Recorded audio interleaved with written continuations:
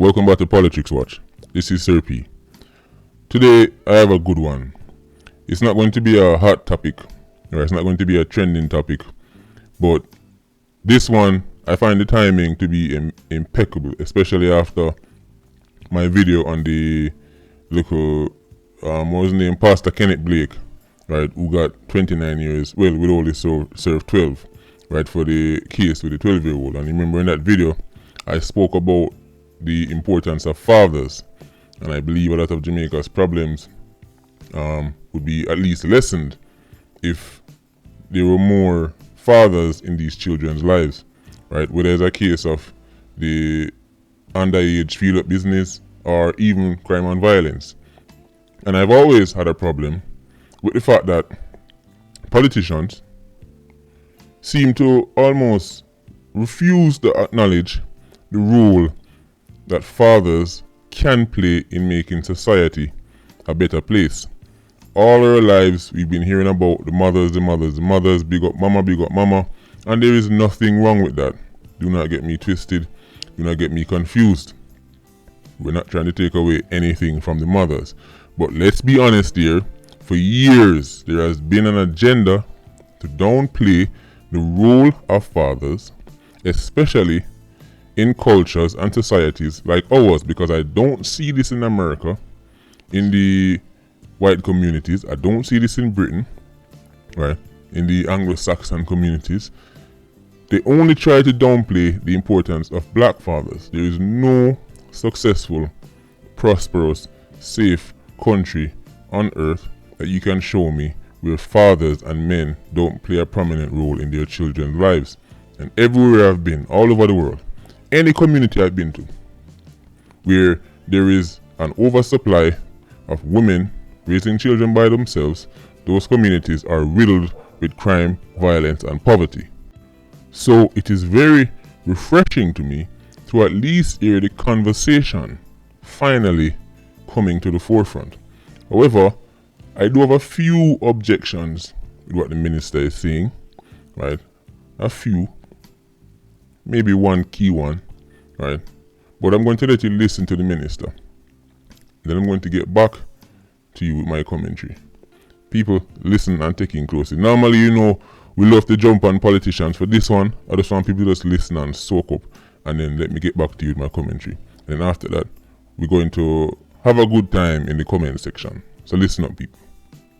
So what would be the protocol for this paternity leave? I think the discussion should take place, because I believe paternity leave can assist the child not only from birth, but growing up. I hope the father will stick close to the child until the child becomes an adult. So what would be the protocol? I would argue, if you want paternity leave, you must be living with the mother for a few months before the birth. If it's your wife, no problem.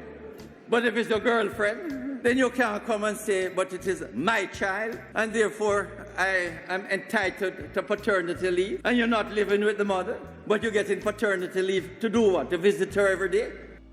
And I get into trouble talking about paternity leave. It's not that I don't support paternity leave, but in Jamaica, no, that's not what we should be talking about. We should be talking about parental, paternal responsibility. Because how do you deal with that paternity leave? Is it ever a child you father, some of whom you don't even know if it is yours or not?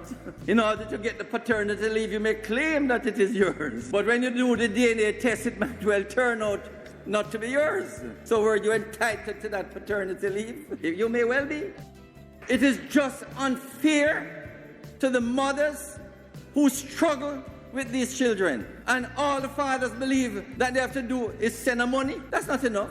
Most of these children need love and attention. And if these children had love and attention, they wouldn't be at the corner with the gangs, becoming criminals, and causing us to have this program of child diversion. The truth is that if they had the care and attention of the fathers in particular, because the mothers can do so much, the need for child diversion would be significantly less. So you just heard from the Minister of Justice, Delroy Chuck, a man who can be controversial in his own right. But as I said, this is a topic that I think needs to be at the forefront more often. So, to be honest, I'm very happy that he's even addressing it, right? And I'm going to get into the problems I have with what he's saying in some areas, right? But first thing I want people to tell me, what do you think about his argument that basically baby fathers shouldn't get paternity leave, right? But that's what I'm taking from this. Baby fathers, especially in the sense of, for example, you live off a tree and you have a baby mother, or you have a girl where you get pregnant up downtown, right? But you don't live with the child, let's get her pregnant. He's saying you shouldn't get paternity leave in that scenario. Instead, it should be a case where you and the woman live together, right? In order for you to get it, preferably married, right? Now let's be realistic. Jamaica's marriage rate is very low, right? Or even people, a matter of fact, people are even married and still have baby mothers around. Don't ask me how that makes sense. Jamaican people know what we're talking about, right? So there are people who are married, have them pitney, have them wife in them home, and then they might have pitney out the road.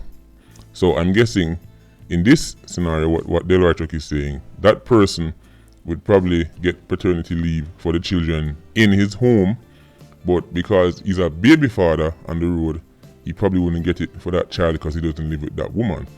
People, I guess Del Rychuk would have to come out and explain this further. That's just what I take from it. So that's the first thing I want people to tell me, what they think about the idea or that argument that baby fathers in that scenario shouldn't get paternity leave. Now, let's make it clear where I stand on this. The best case scenario for a child, right? For any child, the best case scenario is to live and grow with mommy and daddy in the same home. That is the best case scenario. Then we have and that's not debatable, by the way, right? Every single study, every single research has proven this time and time that the children who have the best chance at making it in life, whether it's through financial reasons, even health, are children who grow up with mommy and daddy in the same home in a non-toxic environment, right? Because you can live with mommy and daddy and be in a toxic environment. However, we then have to look at the reality of what we have. And we know Jamaica society, right, is built heavily around baby mother and baby father. Right? As I said, there are men who are even married and they are still baby father. Right? People there and left every different week, right? That's just the society we live in. And just to put this out there, every time I do a video like this, somebody tell me, well, it's not Jamaica alone. Listen, I don't have time for simpletons today. This is a Jamaican channel. I address Jamaican topics. So you don't need to tell me, will it happen in America too? And what happens in America? Is it any better? No. So when you hear me talk about issues, you don't have to tell me, oh, it happened at this one other place too, and it happened at this other place. People, I expect, or I assume I'm speaking to fully grown adults, and I don't have to spell every single thing out to you. Right? So, coming back to the father thing, I agree with the minister wholeheartedly that fathers, men, can literally change Jamaica society for the better as it relates to getting youths to stay away from certain things. Going at anybody who come from a community like the one I come from, or you don't even have to come from the community, just be aware of the culture and the society we live in, you would know. The majority of 87s, the overwhelming majority of 87s come from fatherless homes and fatherless environments. The overwhelming majority. There was an actual crew in Rima called Fatherless. How many people know about that gang in Rima? Called the Fatherless crew. None of them have no father. Badness take them father from them.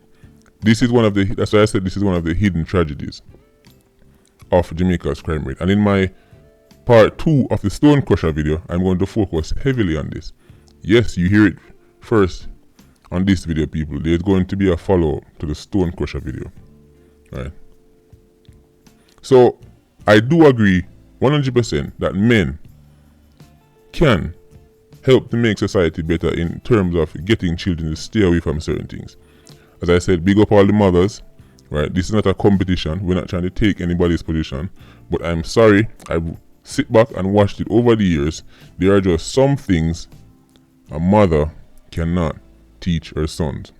If she's lucky, she just has a son who is just naturally well behaved and is inherently quote unquote a good person and doesn't want to go around and do certain things.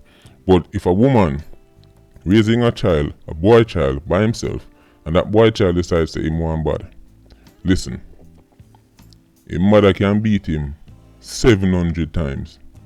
It will have less impact than if his father speak to him one time. I've seen it over and over again. And again, for the simpletons out there, yes, you're going to tell me about the few exceptions here and there. But a father can get his son to stay on the right path much easier than the mother. Go in any jailhouse you want to go. You can go down Horizon, go down a GP, ask all of them. Listen to music. You will hear men telling you that they had no fathers in their lives. And it played a huge role in how they ended up. Some of them managed to stay back on course. Some of them didn't. This is a very important conversation to be had. This is why, I'm not even coming too hard after the minister. However, he must ease up on the narrative that somehow this is totally on the blame should fall totally on men, as if the women in our society have no role in how some of these children end up without fathers. Some of these children don't have fathers because the woman don't know who the father is. A lot of men in Jamaica are raising children that are not theirs. It's not only Jamaican man careless. Enough Jamaican woman careless too. Man walk and breed up. Woman walk and breed up. So we need to address this from both sides. If we're going to ask people to be more responsible, we need to ask society to be more responsible. The argument that all these good women are just sitting down and just getting knocked up and the men just leaving, that's a false narrative. It's a totally false narrative. So we need to address this issue. We need to get it out there, but we need to address it from using truth and reality. Right? So as I said, I'm actually planning to do a video around this whole topic. This is just a warm-up. This is just talking about the Elroy Show. So people, jump in the comment section and talk to me. I have a feeling this one is going to stir up some emotions. Patreon squad, big up on yourself. Please like, comment, and share the video. Bless.